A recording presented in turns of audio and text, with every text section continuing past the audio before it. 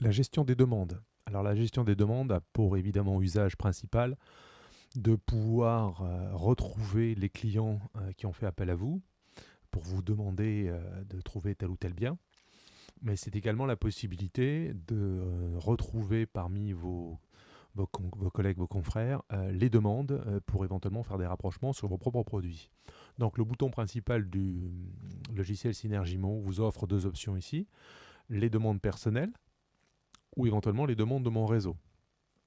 Donc si je clique sur mes demandes personnelles, je vais retrouver ici la totalité de mes demandes, donc en tant que négociateur, avec ici un indice de valeur. Donc l'indice de valeur, vous allez qualifier le client de extrêmement urgent, important, et donc il va se retrouver soit en 5 étoiles, soit en 1 étoile. Vous aurez la possibilité également ici, dans cette partie-ci, de retrouver vos demandes et de vous repositionner directement sur la liste, donc sur la fiche de votre contact. Voilà. Ce qui vous permettra ultérieurement de remodifier un certain nombre de paramètres, que ce soit effectivement les contacts, que ce soit les informations sur le financement, toutes les informations que vous jugerez intéressantes de rajouter sur votre fiche. Donc comment saisir une demande?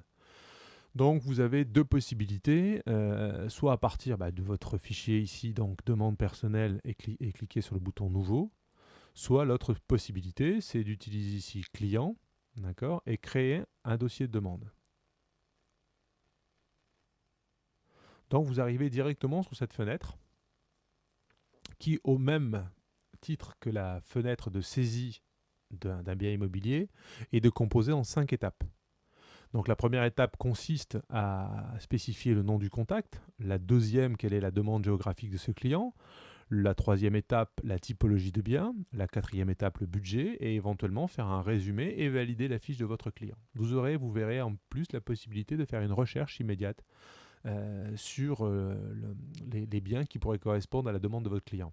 L'objectif étant, pourquoi pas, si vous recevez un client au téléphone, donc de pouvoir rapidement euh, mettre en place cette fiche de demande et de pouvoir également lui présenter ou lui parler notamment des produits qui apparaîtraient suite à la recherche que vous avez effectuée pour lui. Donc, première étape, le nom du contact. Donc là, deux possibilités encore. C'est déjà un contact existant, donc c'est un propriétaire, c'est quelqu'un que vous aviez en prospect et que vous souhaitez basculer en fichier demande. Donc la possibilité ici de récupérer un contact existant et vous retrouvez la fenêtre qui vous est familière avec la sélection de vos contacts, avec toujours, je vous rappelle, la possibilité de les trier par ordre alphabétique. C'est-à-dire je veux que les clients qui contiennent L, K, J, I, etc., ou la totalité de mes clients. Et sur le même principe que vous avez dans la fiche de mandat, pour sélectionner un contact, il suffit de double-cliquer sur le contact ici pour que celui-ci apparaisse. Donc il va automatiquement définir par défaut un nom de dossier, le nom du contact. Évidemment, vous pouvez décider de le changer puisque je vous rappelle que cette demande peut être partagée sur le réseau. Donc si vous souhaitez, pour des raisons qui vous regardent, je dirais relativement cacher le nom du propriétaire, vous avez la possibilité ici de changer le nom du dossier, donc dans la partie qui se trouve ici. À vous, par contre, évidemment, de sélectionner un nom parlant pour savoir de quoi il s'agit. Donc, si ce n'est pas le cas, vous auriez saisi toutes les informations concernant votre contact. Ensuite, dans les parties qui sont ici, vous avez la date d'échéance maximum pour trouver le bien. Bon, ça c'est une partie aussi importante si vous êtes capable de la documenter, parce que ça vous permettra notamment de déterminer quelle est l'urgence de la recherche, et voilà, et ça va ultérieurement sur des rapprochements, c'est quand même quelque chose d'assez important, voire capital, pour déterminer si le bien peut correspondre et vous donner des arguments pour forcer un petit peu, je dirais, sur la décision du client. Donc, soit vous saisissez une date, soit ici vous utilisez le calendrier, soit autre possibilité, vous pouvez définir ici un nombre de mois. Donc si je tape 3 mois, il me met automatiquement 3 mois, ça correspond au mardi 31 mai 2011. Vous pouvez changer évidemment cette date. En termes de statistiques, vous pouvez définir ici, est-ce que c'est une recherche pour une résidence principale, c'est un investissement, c'est une résidence secondaire, c'est un achat pour un tiers. Ça, c'est juste pour les statistiques.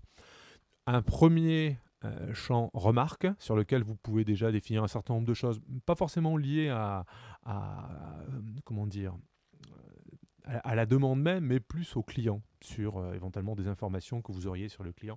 Ça veut dire que le client n'est pas devant nous, n'est pas devant vous, mais vous l'avez au téléphone, ça vous permet éventuellement de donner votre ressenti par rapport au client.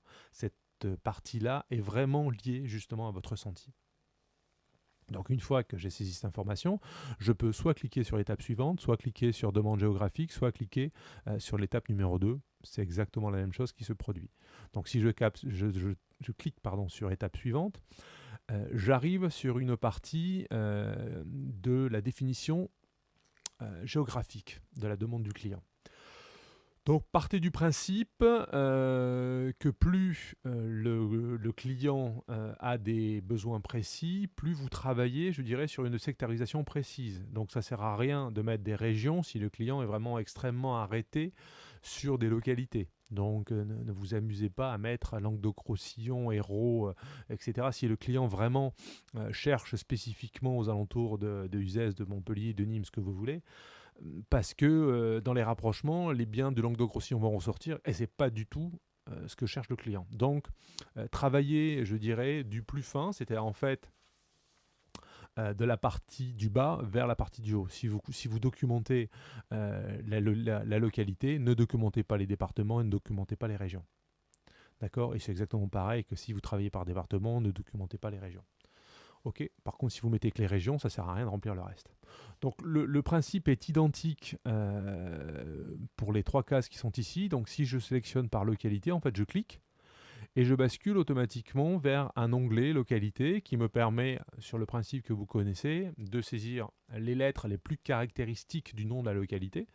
On va prendre ici le cas Uzès. Donc, je suis obligé de saisir depuis le départ, mais ça pourrait être, par exemple, vous voyez, il y a ici Sénéac-Lose. J'aurais pu très bien saisir Lose, et ça m'aurait sorti effectivement uniquement Sabadell-Lose et Sénéac de la Lose. Donc là, vous avez le département, je sélectionne le 30, et il me sort les localités qui se trouvent 5 km autour d'Uzès.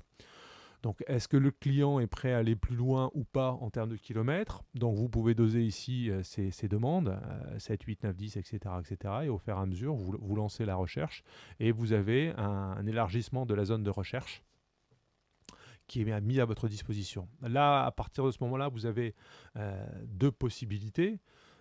Soit je prends l'intégralité des localités, donc c'est-à-dire que la totalité de la liste qui se trouve ici. Soit je ne sélectionne, je prends en fait que les localités sélectionnées. Et pour sélectionner, donc je clique sur celle-ci. Et soit je maintiens CTRL enfoncé sur l'ordinateur. Donc en maintenant CTRL enfoncé, je peux sélectionner telle ou telle localité. Ou si en cliquant sur la première, je maintenais la touche majuscule enfoncée, je pourrais prendre la liste complète de toutes les localités qui sont ici. Donc on va considérer que c'est ce cas de figure qui nous intéresse aujourd'hui. Et donc je clique ici sur le bouton prendre les localités sélectionnées. Donc je retrouve ici les localités que j'ai précédemment choisies. Une fois que c'est terminé, je passe à l'étape suivante